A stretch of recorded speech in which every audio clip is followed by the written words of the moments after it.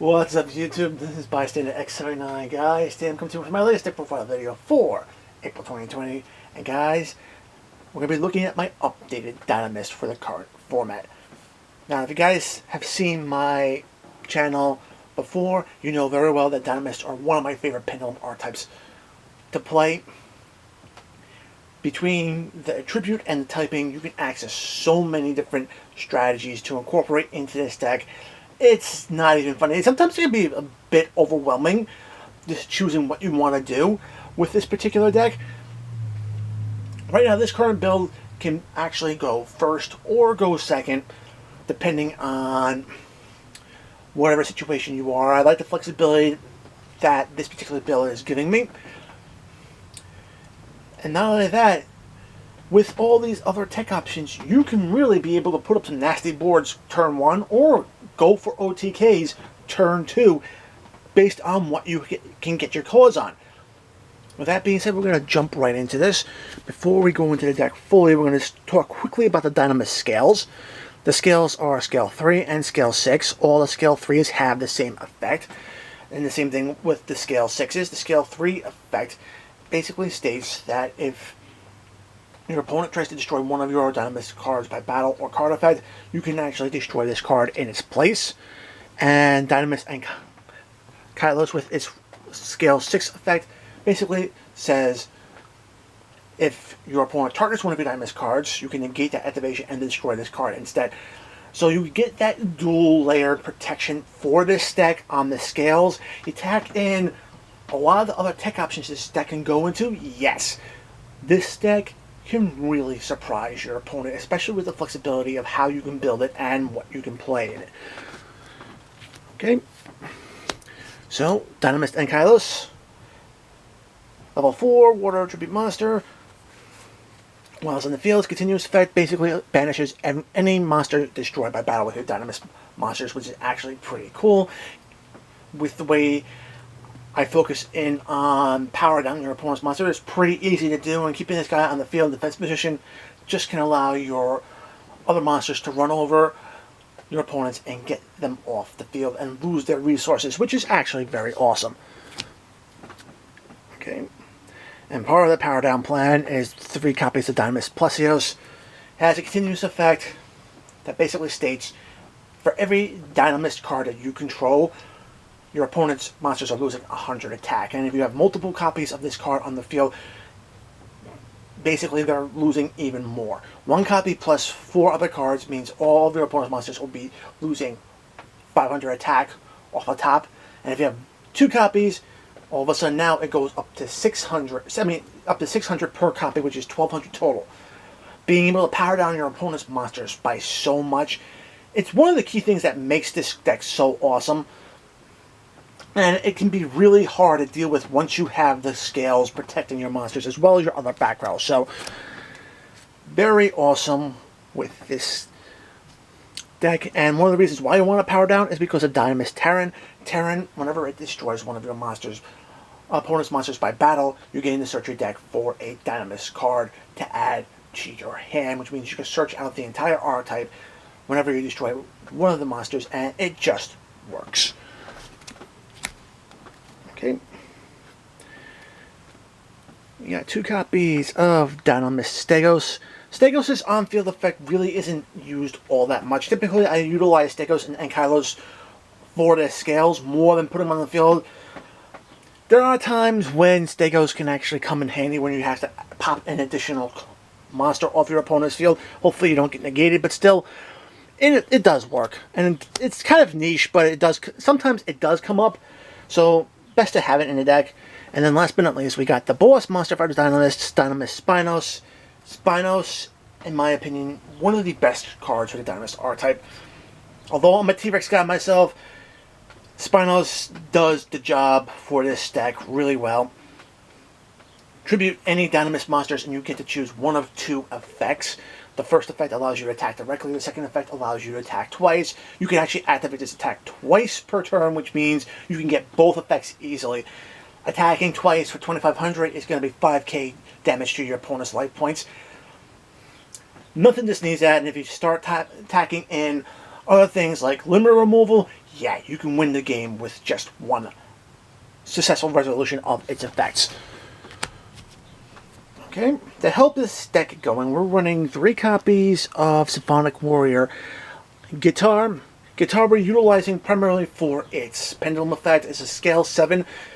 This pendulum effect reads, you can discard 1 card and basically special summon from your hand or your deck another Symphonic Warrior monster to the field, which is very good. And the Symphonic Warrior you want to be calling out of your deck or your hand is going to be one of the 3 copies of Symphonic Warrior Mice. Yeah, I know I don't have a third. I'm working on getting that one right now, but still, the primary reason why we have Mice in this, because whenever it's normal or special summoned, you get an additional normal summon on top of your own, which is just huge. More bodies on the board, especially in this format, can just allow you to do so many more things. And not only that, but it is a level 5 machine monster, so it fits in with being able to exceed or link off with some of the other monsters in the main deck. So, very good. Okay, in case you go in second, we got 2 copies of Nibiru, the Primal Being. Helps bust boards. Yes, it might give your opponent a super powerful token, but hey, with Spinos, you can jump over that, hit your opponent in the face, and be able to deal some serious damage. Alright, and of course, you also want to have interruptions for your opponent. 3 copies of Ash Blossom and Joyous Springs. Very standard in a lot of decks. Every deck searches, so you can ask pretty much the primary search conditions for the decks and be able to stall your opponent out. Moving forward, 3 copies of Dinomist Charge. Charge is a linchpin spell in this deck. When you activate it, you can search your deck for any Dinomist monster to add to your hand, which is actually very awesome. But the real power of this card comes from its continuous effect. Whenever one of your Dinomist cards are destroyed and sent face up to the extra deck, you can actually add one of those Dinomist cards back to your hand. The recyclability is so amazing, and it actually proves that this particular archetype was kind of ahead of the curve when it came to things like Master Rule 4, when the links were introduced. Since you're only allowed to special summon 1 monster from the pendulum monster from your extra deck to the extra monster zone, this card basically allowed you to get around that, being able to recycle cards out of your extra deck into your hand, so you can pendulum summon from your hand, being able to rebuild your boards. Okay, mentioned this with Spinos. We are running 2 copies of Limit Removal. You could potentially knock this up to 3 if you want to see it more often. I think 2 is fine. Basically, you're utilizing this with Spinos to go for game when it attacks directly. So, yes, 2 copies is all you really need. And of course, to help this deck get along, 3 copies of Pot of Extravagance. This deck does have access to a very awesome extra deck. However, you don't have to rely on it. That being said, Pot of Extravagance does do its job in this to get you some extra draws. Okay, 3 copies of Dinomist Howling. Howling is a very awesome card. Allows you to set your scales even during your opponent's turn, which is just amazing. And then you can tribute off one of your Dinomist monsters to basically get a compulsory evacuation device effect to bounce one of your opponent's monsters off the field, which is even better. To help interrupt plays on your opponent's turn, 3 copies of Infinite Impermanence. And in case you're going first and you get to set stuff, you also can set Solemn Judgment. Judgment, basically, you pay half your life points and you get a summon, a spell, or a trap activation, which is just huge. And you can be able to shut down your opponent depending on what they're doing. Alright, that's the main deck, 40 cards. We're going into the extra deck. Like I said, I do not like useless extra decks with filler disc for extravagance. So we have Abyss Dweller, rank 4, can shut down graveyard effects, very good in certain matchups. Use water monsters as materials, and this card can beef up all your water monsters as well. So very useful in this deck. Number 37, Hope Woven Dragon Spider Shark. Okay, this is one of Shark's cards from the Zexal manga. I can tell you right now, it's pretty awesome. Detach a material, you can power down your opponent's monsters by 1,000 attack. add on with the Plesios, you get the whole idea of really reducing the attack points to do some serious damage. If this card ever leaves the field, you're special summoning a war tribute monster from your graveyard back to the field in its place, so it floats out of the graveyard, making it such an awesome card. Alright, and with all the powering down and power of your opponent's monsters, you can make use of number 103, Rhina 0. Whenever one of your opponent's monsters have been powered down, you can detach a material, destroy the monster, draw a card, so it does help push up the consistency of the deck. 2 level 5 water monsters will get you Abyss Splash. Abyss Splash can detach a material and double its attack until the end of your opponent's next turn. Very awesome. Downside, half the battle damage, but still you're able to get over your opponent's monsters. Even if you can't power them down, you can power this guy up. So, of course, we are going to be running the Bahamut Shark Totally Awesome package. 2 level 4 monsters to go into your Totally Awesome, which can get you a negate on board, and even swipe your opponent's cards and add them to your field if you want to. And of course, no machine deck is worth its salt without the Cyber Dragon. Nova and Infinity package helps you get an additional negate. You can even swipe your opponent's face-up monsters to add to the materials to power boost it up even further. So, very awesome. That's it for the Exia size. We are going to be doing some Link side. We have 1 copy of IP Masquerena.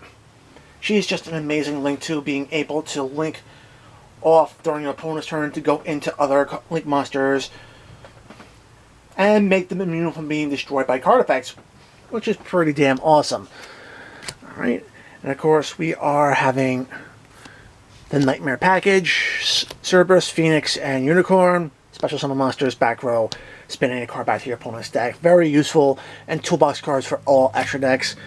Link 4s, Appaloosa for negating monster effects, Boral Sword to OTK, and last but not least we have Saruja Skulldread.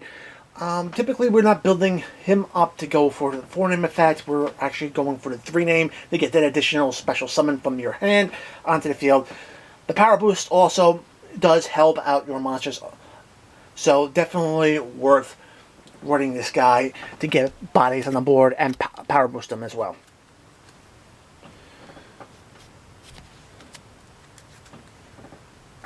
Alright guys, that is my Dinomist deck for the April 2020 format. I really hope you enjoyed it. If you liked the video, give it a thumbs up. If you want to see more content like this on my channel, make sure to subscribe, enable notifications so you don't miss any uploads. Check out the description box below. Find the invite link to my Discord server. Join the conversation. We'll love to have you. Follow me on social media, Reddit, and Twitter. And if you guys want to help support the channel, I have my TCG Player affiliate link down in the description box below. Use that in good health when you're shopping on TCGplayer.com. Alright guys, as always, until next time, peace!